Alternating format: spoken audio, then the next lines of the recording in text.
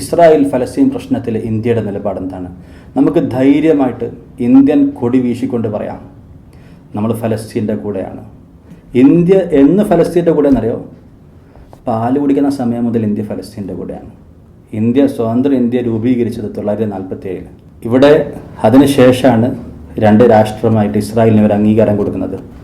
സ്വതന്ത്രമായിട്ട് 3 മാസത്തിന് ശേഷം ഐക്യരാഷ്ട്രസഭയിൽ അന്ന് ഇസ്രായേലിനെതിരെ വോട്ട് ചെയ്തത് അമേരിക്കയും റഷ്യയും ബ്രിട്ടനും ലോകശക്തികൾ മുഴുവൻ ഈ അതിക്രമത്തിന് അനീതിക്ക് കൂട്ടുവന്നപ്പം 3 മാസം പ്രായമായപ്പം ഒരു ശക്തി ഇല്ലാതിരുന്ന സമയത്ത് ഇസ്രായേലിനെതിരായിട്ട് വോട്ട് ചെയ്തു. 90കൾ വരെ അത് കാത്തു സൂക്ഷിക്കുകയും ചെയ്തു. ഇസ്രായേൽ നിലവിലുണ്ട്. ഇന്ത്യ ഇസ്രായേലിന് നിയമപരമായിട്ട് അംഗീകാരം കൊടുത്തില്ല. നയതന്ത്രപരമായ ബന്ധങ്ങൾ തുടങ്ങിയില്ല. ഇന്ത്യൻ എംബസി അല്ലെങ്കിൽ ഇസ്രായേൽ എംബസി പരസ്പരമുള്ള ബന്ധങ്ങൾ ഒന്നും നടത്തിയില്ല. നെഹ്റുവിൻ്റെ കാലം കഴിഞ്ഞു, ഇന്ദിരാഗാന്ധിയുടെ കാലം, പിന്നെ അടിയന്തരാവസ്ഥയ്ക്ക് ശേഷം മറ്റു സർക്കാരുകൾ വന്നു, പിന്നെ രാജീവ് ഗാന്ധി വന്നു. ഒരു സമയത്തും ഇന്ത്യ ഇസ്രായേലിനെ അംഗീകരിച്ചില്ല. അവസാനം ഞാൻ നേരത്തെ പറഞ്ഞല്ലോ, ഈ അമേരിക്കൻ്റെ മധ്യസ്ഥം വഹിക്കാൻ പാടില്ല. അമേരിക്ക ഒരു ഭാഗത്തുള്ളതാണ്, കക്ഷിയാണ്. അമേരിക്കൻ മധ്യസ്ഥതയിൽ നടന്ന അതിലവർ യാസർ അറഫാത്തിനെ പാവയായിട്ട് ഉപയോഗിച്ചുകൊണ്ട് പല നീക്കുപോക്കുകൾ നടത്തി. അങ്ങനെ യാസർ അറഫാത്ത് ഇന്ത്യയിൽ വന്നു നരസിംഹറാവുവിൻ്റെ കാലത്ത്. 26 വർഷം 1963 മുതൽ 89 വരെ ഇന്ത്യയിൽ വിദേശകാര്യവുമായി ബന്ധപ്പെട്ട വകുപ്പിൽ സേവനമനുഷ്ഠിച്ചിരുന്ന ഇന്ത്യയിൽ നയതന്ത്ര വിദഗ്ധനായ മണിശങ്കർ അയ്യർ, അദ്ദേഹം കോഴിക്കോട് പ്രസംഗിച്ചിട്ടുണ്ട് ഇതിനെപ്പറ്റി. ആ സദസ്സിൽ ഞാൻ പങ്കെടുത്തിട്ടുണ്ട്. 2018 സമാധാനം തകർക്കുന്ന രീതിയിൽ ജെറൂസലേമിൽ അമേരിക്ക എംബസി മാറ്റി സ്ഥാപിച്ചു. നഖുബയുടെ 1ാമത് ഫലസ്തീനികളെ ആട്ടിപ്പായച്ച ദിവസത്തിന്റെ 70ാം വാർഷികത്തിൽ അതിനെതിരെ ഉജ്ജ്വലമായൊരു പരിപാടി സോളിഡാരിറ്റി യൂത്ത് മൂവ്മെന്റ് കോഴിക്കോട് സംഘടിപ്പിച്ചപ്പം അതിൽ പ്രധാനപ്പെട്ട സമയത്ത് ഉച്ചയ്ക്ക് ശേഷം അതിൽ പങ്കെടുക്കാൻ പറ്റി. അന്ന് അദ്ദേഹം പറഞ്ഞു, യാസർ അറഫാത്തിനോട് ഞാൻ പറഞ്ഞു, കെഞ്ചാം, യാചിക്കാം, നിങ്ങൾ ദയവ് ചെയ്ത് ഇന്ത്യയുടെ ആത്മാവിനെ നിരക്കാത്ത ഈ പണി ചെയ്യരുത്, ഇസ്രായേലിന് അംഗീകാരം കൊടുക്കരുത്. അദ്ദേഹം പറഞ്ഞു, ഞാൻ നേരത്തെ കൊടുത്തുപോയി, നമുക്ക് വരുന്നിടത്ത് കാണാം. അപ്പം അങ്ങനെയാണ് ഇന്ത്യ ഇസ്രായേലുമായിട്ട് ബേസിക് ബന്ധം തുടങ്ങിയത്. Thank you very, very, very, very much for having invited me to join you on this extremely important occasion. I want to remind all of you that in 1947, November, when the United Nations decided to partition Palestine, India was the only non-Arab, non-Muslim country of Asia to vote against the partition of Palestine. India said no to partition. So for a new India, totally new, we were only independent for 3 months. For that country to stand up in the United Nations and say, please do not divide the Palestinians, was a heroic thing to do. It was a democratic thing to do. It was a secular thing to do. Mahatma Gandhi had shown us the way. In 1938, Gandhiji made the famous remark that Palestine belongs to the Arabs, just as England belongs to the English and France to the French. India, under Jawaharlal Nehru, refused to give legal recognition to Israel.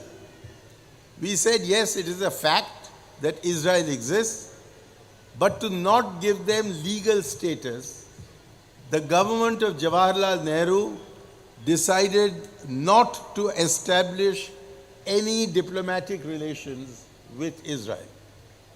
Through the whole of the 1950s, while Jawaharlal Nehru was the Prime Minister of India, we had no diplomatic relations with Israel. Through all of the 60s, after Indira Gandhi became the Prime Minister, we had no diplomatic relations with Israel. Through all of the 70s, when there was for a while the Janta government and then Indira Gandhi came back, we had no diplomatic relations with Israel. In the 1980s, after Indira Gandhi again became Prime Minister, and after her assassination, her son Rajiv Gandhi became the Prime Minister of India, we had no diplomatic relations with Israel. It was only in the 1990s when Yasser Arafat was working out some kind of an arrangement with the Israelis, first in Oslo and then in Washington, that he decided to allow Narasimha Rao to establish diplomatic relations with Israel. I asked to meet with Yasser Arafat.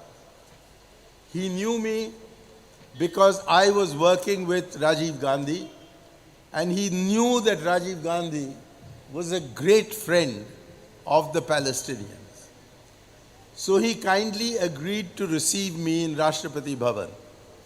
And he had brought with him a mother of pearl plate to give to me as a present.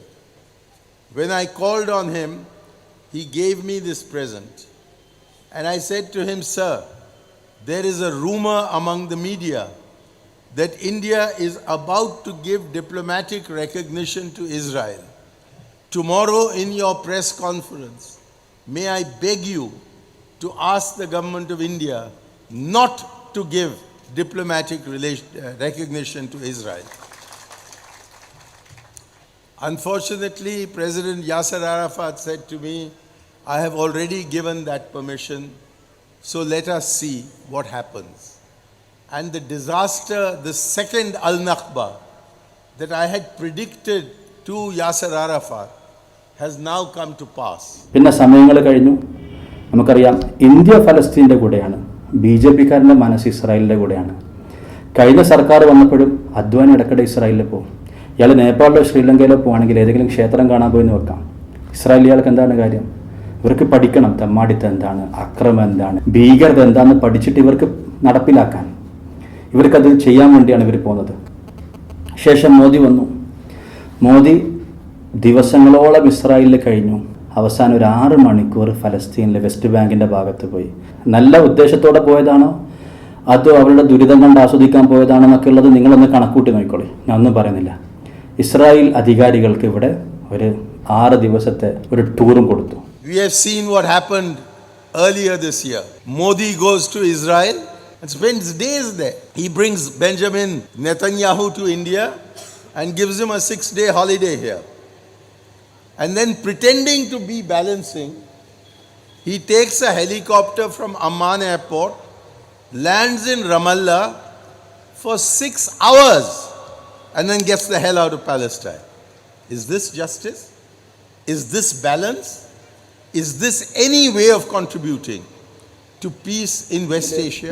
ഇതിൽ അത്ഭുതകരമായി സംഭവിച്ചൊരു കാര്യം, ഇപ്പോൾ 2021 ഈ പ്രശ്നം വന്നപ്പം India ഒഫീഷ്യലായിട്ട് ഇപ്പോഴും നിലപാട് അറിയിച്ചിട്ടുള്ളത് ഫലസ്തീനികളുടെ കൂടെ എന്ന statement. I give the floor to the representative in India. Thank you, Mr. President. The Security Council held 2 closed meetings on the developments earlier this week.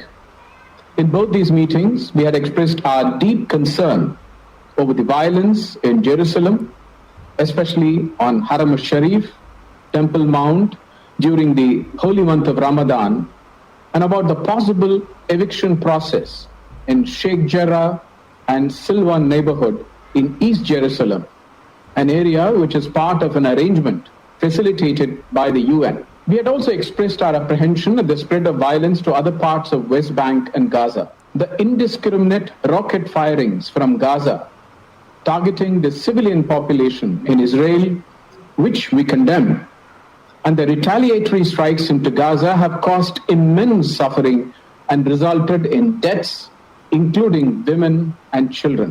We urge both sides to show extreme restraint, desist from actions that exacerbate tensions, and refrain from attempts to unilaterally change the existing status quo, including in East Jerusalem and its neighborhood. Jerusalem has a special place in the hearts of millions of Indians who visit the city every year. It also houses the Al-Zawiya Al-Hindiya, the Indian hospice, which is a historic place associated with the great Indian Sufi saint Baba Farid and located inside the old city. India has restored this Indian hospice. The historic status quo at the holy places of Jerusalem, including the Haram al-Sharif Temple Mount must be respected. In conclusion, I reiterate India's strong support to the just Palestinian cause. India's strong support to the just Palestinian cause and its unwavering commitment to the two-state solution. I thank you, Mr. President.